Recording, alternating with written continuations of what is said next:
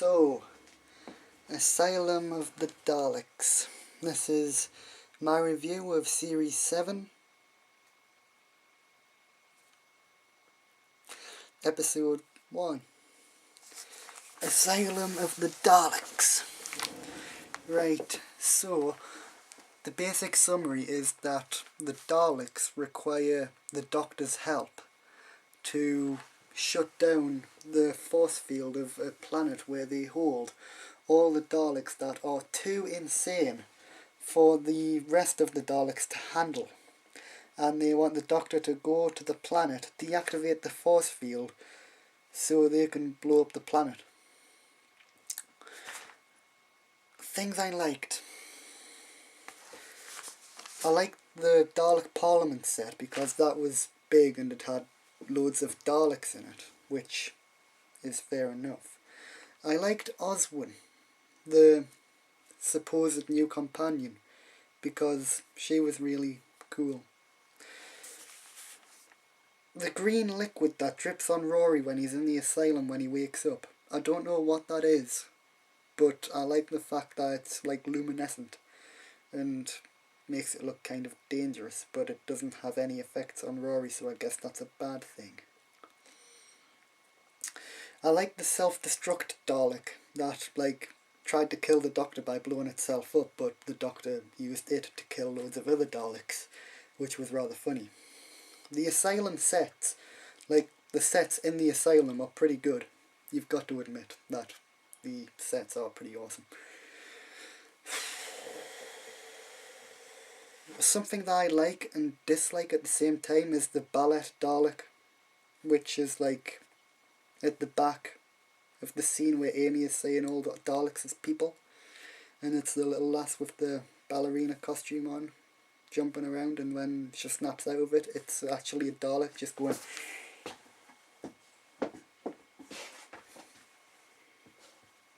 over and over again. Intensive treatment was good. I liked that because it had references to the classic series with all the Daleks from Exodon and Iridia and whatever, and they're the Daleks that survived the Doctor, so they're in intensive treatment because it was so terrifying. The Doctor gets scared in the intensive care scene and the scene after that, which I won't spoil, which is good because it's different, because we don't usually see the Doctor that scared, which is kind of a big relief because it kind of brings back the fear factor into the Daleks a tiny bit for that few minutes that they actually remember him. The scene after that reveals Oswin's story, which is really sad. Every time I watch it, it kind of gets a bit harder to watch without some kind of emotional, oh, no, kind of thing.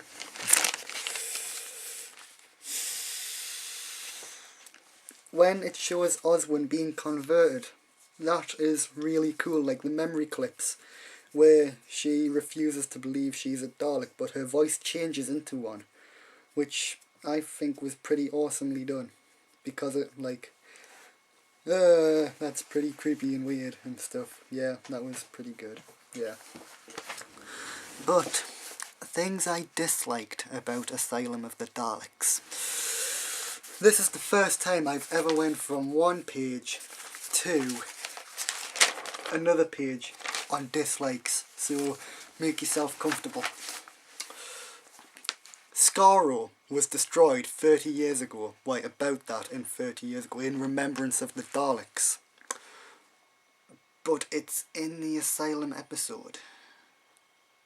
I don't care what happens, but that was not Skaro. No way. Why were Dalek humans in the parliamentary spaceship of the Daleks when they're the nanogene swarm converted them on the planet? So why are humans in the Dalek Parliament? Because the Daleks would have no use for them in the Parliament. Something I really didn't understand, the Daleks get Amy and Rory to help the Doctor because according to them, the Doctor needs a companion. But out of all the choices, why Amy and Rory? I know they're the current companions, but retrospectively they could have had anyone. So why would they pick those two out of every companion he's ever had? Why not like Liz Shaw, who was intelligent and would probably be able to release the force field easier than if Amy and Rory went, and be able to be more of assistance to the Doctor.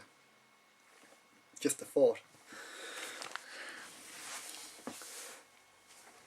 When Rory gets kidnapped, he's on the bus, and surely there would have been other people on the bus that noticed, like the bus driver had a massive Dalek eye stalk sticking out of his forehead, and the fact that Rory was kidnapped right in front of them. I wonder how that will go down in media. Impure and Paradigm Daleks were running the Parliament together, which makes no sense because the Paradigm Daleks' first act ever was to destroy the Impure Daleks in Victory of the Daleks, which just kind of screws up the entire timeline because the Paradigm would never work with the Impure. So that Parliament is pretty much screwed from the kickoff.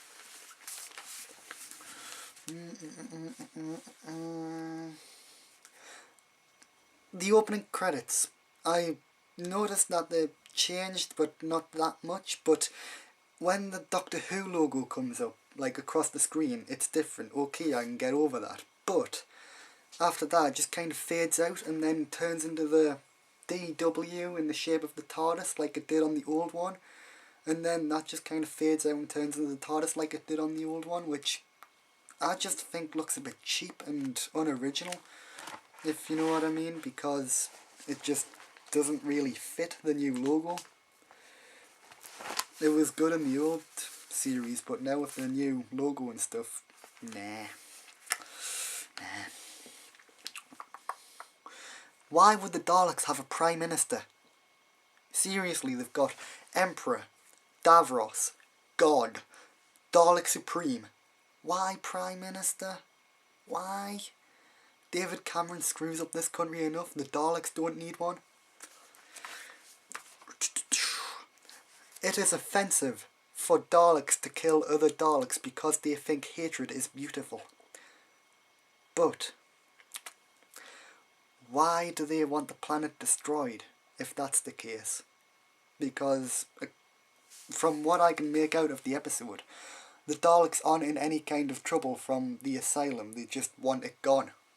Which, yeah, kind of not really a good motive to destroy a planet. If you think hatred is beautiful, why destroy the Asylum?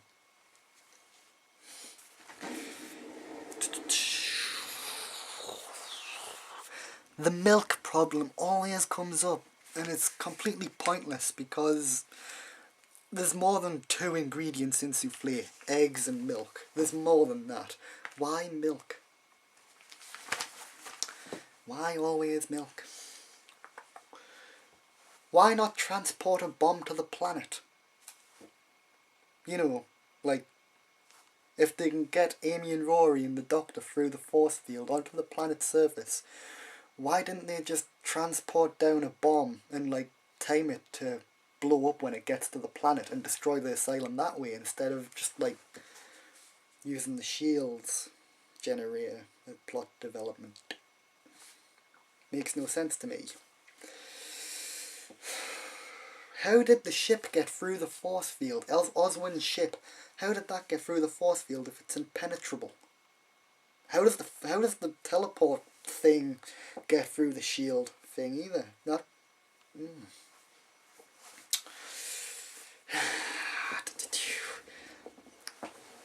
The amount of publicity they put into the Daleks, that there was going to be every kind of Dalek ever, was complete and utter crap. They lied, basically. The heavy weapons Dalek was in one scene, and it didn't move at all. Not once did it move. A single piece of movement was never recorded by the heavy weapons Dalek. And look, this is how many Daleks they said would be in the episode. Yeah, that's how many Daleks were in the episode. Did you see any of them? I saw about 5. Yeah. Complete and utter bollocks.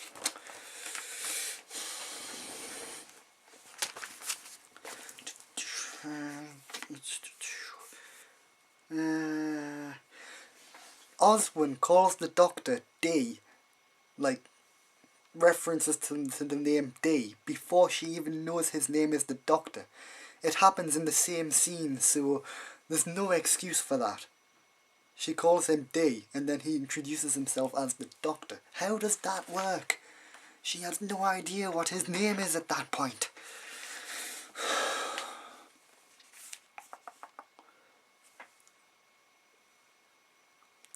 Yeah, that's another thing, because the Doctor figures out that the Daleks are too afraid to go to the planet by themselves, because they're too scared of what is actually there. But when Amy begins turning into one of the sentry guard things, he tells her to keep hold of being scared because scared isn't Dalek. But aren't the Daleks scared of going to the asylum? That kind of hints that the Daleks feel fear, which we already know they do. So that was a major contradiction of the episode. As I said before, I don't like the Ballad Dalek, but I do like the Ballad Dalek, so I'm not going much into that because you already know. How did the skeleton guards get out of the spaceship when Amy and the Doctor put it in lockdown? That didn't make much sense either, because they were suddenly coming down the ladder when the Dalek was self-destructing. Onto the second page. Don't worry, there's not as many this time.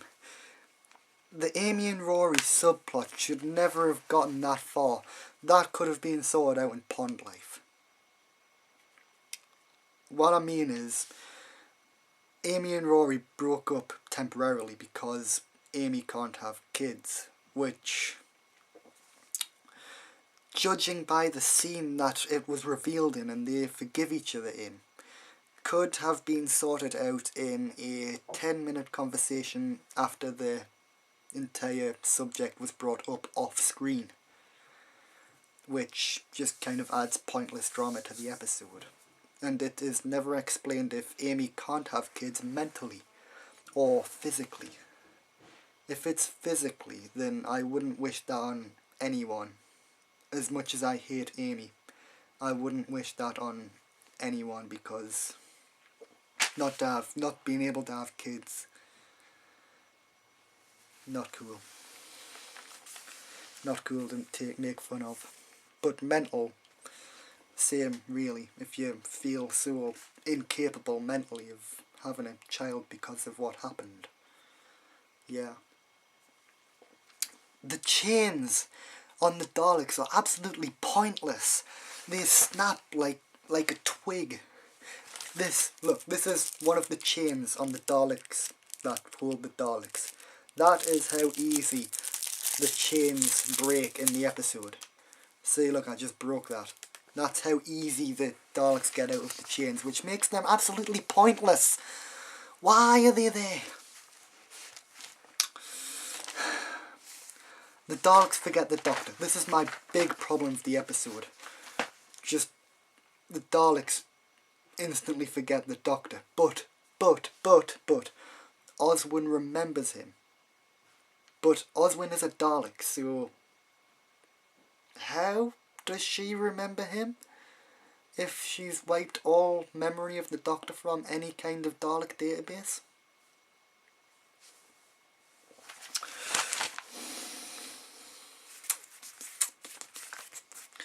Rory is an idiot the entire episode. Like with his little Dalekanium orb. Is this an egg? No, it's not. And in the very end of the episode features the return of the God I loathe it Doctor Who question. and it ends the exact same way as The Wedding of River Song did, with Doctor Who, which I really hate because it just kind of brings back all the hatred memories I have of Wedding of River Song, which you will see in a later review. Something I noticed as well, there are certain points of this episode where the music score sounds a lot like The Impossible Planet and the Satan Pit score, which just seems quite unoriginal. But yeah, that was my good points and bad points of Asylum of the Daleks. There was a lot more bad points than there were good. So now I will go on to best performance, which I actually think, well, this is only a technicality, and I'm laying it off this once because it is technically canon. But I'm going to say Jenna Louise Coleman has the best performance in this episode. But if Oswin isn't the companion, then I will have to default back to Matt Smith being the best performance as the Doctor. But if Oswin does turn out to be the actual companion, then Oswin gets the best performance of this episode. Jenna Louise Coleman. Good first episode. Personal rating, I would give it a 5 out of 10 because it's really not that good. Like, considering all the bad points I've thought of. Yeah.